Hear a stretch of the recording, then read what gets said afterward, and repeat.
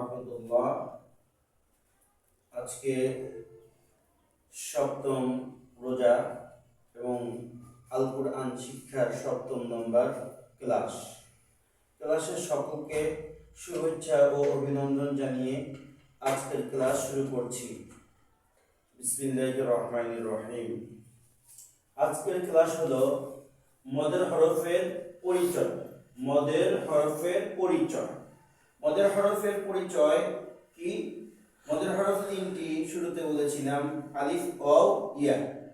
আলিফ, wow, ইয়া এই তিনটি হচ্ছে মদের হরফ। আলিফ,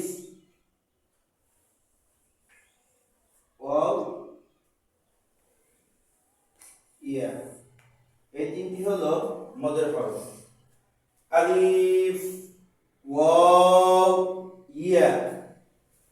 আলিফ, ওয়াও, ইয়া এই তিনটি মদের হরফ।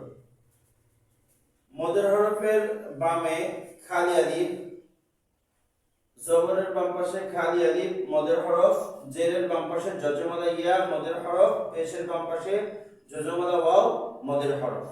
এই মদের হরফ হইলে এক আলিফটা নিয়ে পড়তে হয়, এক আলিফটা নিয়ে মদের হরফ পড়তে হয়।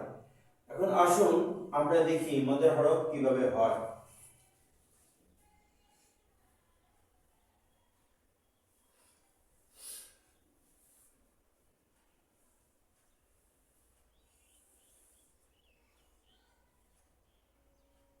বা আলিফ জবর বা, এই যে জবর এর বাম পাশে খালি আলিফ।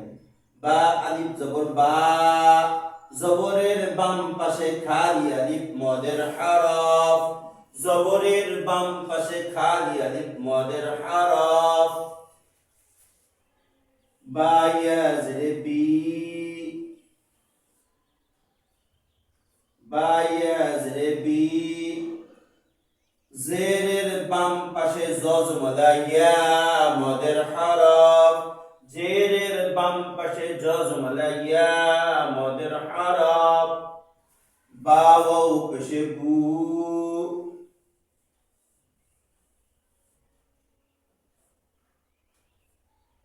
বা ওয়াও পেশে বু,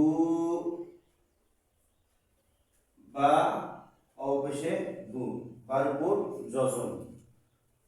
বা ওয়াও পেশে বু, পেশের বাম পাশে জজমালা ওয়াও মদের হরফ। পেশের বাম পাশে জজমালা ওয়াও মদের হরফ। বাবিবু, তাহলে আমরা কি দেখলাম? জবরের বাম পাশে খালি আলিফ মদের হরফ, জেরের বাম পাশে জজমালা ইয়া মদের হরফ, পেশের বাম পাশে জজমালা ওয়াও মদের হরফ। এই মদের হরফ হইলে এক আলিফটা নিয়ে পড়িতে হয়। যেমন বা আলিফ জবর বা, জবরের বাম পাশে খালি আলিফ মদের হরফ। বা ইয়া জেরে বি, জেরের বাম পাশে জজমালা ইয়া মদের হরফ।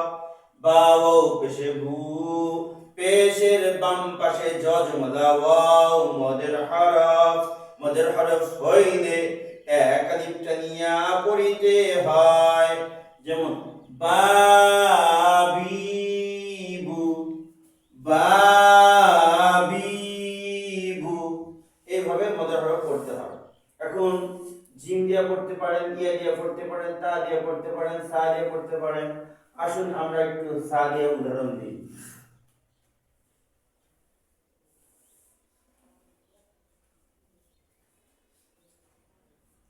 সা আলিফ জবর সা, এটা জবরের বাম পাশে খালি আলিফ, এটা মদের হরফ হয়েছে।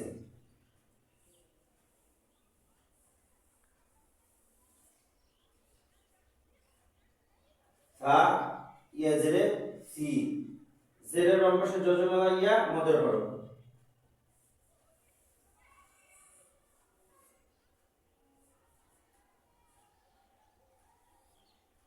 তারপর পেশ, ওয়ের উপর জজম, সা অপশে সু, এটা মদের হরফ রয়েছে। সাফিসু, সাফিসু এইভাবে ওয়াও আলিফ দিয়ে হতে পারে, ওয়াও ইয়া দিয়ে হতে পারে, যেমন ওয়াও আলিফ দিয়ে হতে পারে, ওয়াও ইয়া দিয়ে হতে পারে। যেমন এখানে আমরা মদের হরফের চিহ্ন দেখেছিলাম। এখন এই পাশে দেখেন ওয়াও আলিফ জবর ওয়া,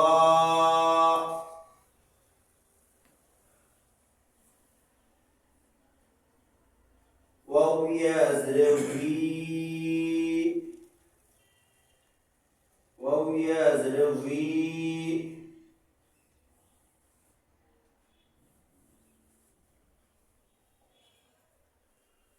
ওয়াও ওয়াও পেশে উ, ওয়াও উই হু, ওয়াও উই হু।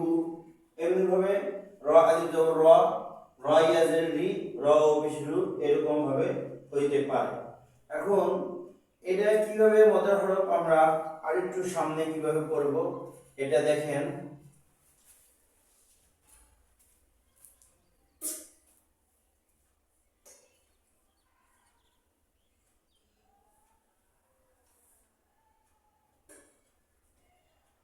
ইয়া জবর ইয়া,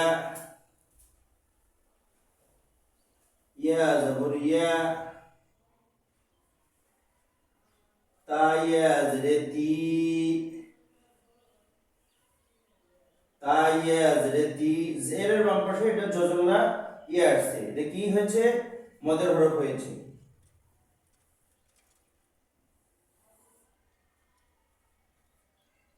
এটা হচ্ছে মিম, বা মিমটা একটু সুন্দর করে লিখে দিই। এটি মিম দুই জবর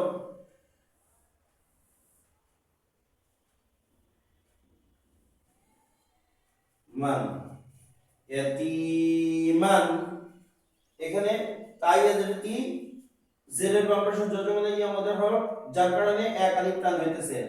ইয়া তি, মিম আলিফ জবর মান, এটা কি তানবিন, দুই জবর দুই জের দুই পেশকে তানবিন বলে। তানবিনের উচ্চারণ তাড়াতাড়ি পড়তে হবে।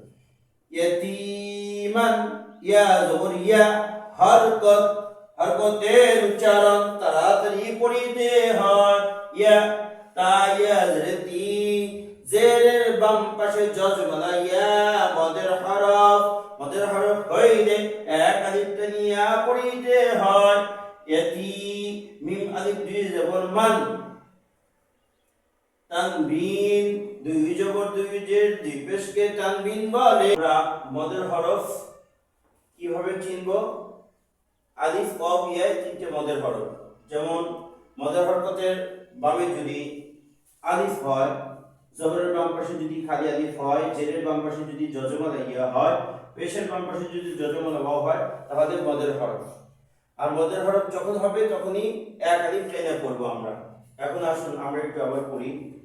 যেমন ওয়াও আলিফ জবর ওয়া, জবরের বাম পাশে খালি আলিফ, ওয়াও ইয়া জের ফি, জেরের বাম পাশে যজমনা ইয়া, ওয়াও ওয়াও পেশ হু, পেশের বাম পাশে যজমনা ওয়াও, একে মদের হরফ বলে।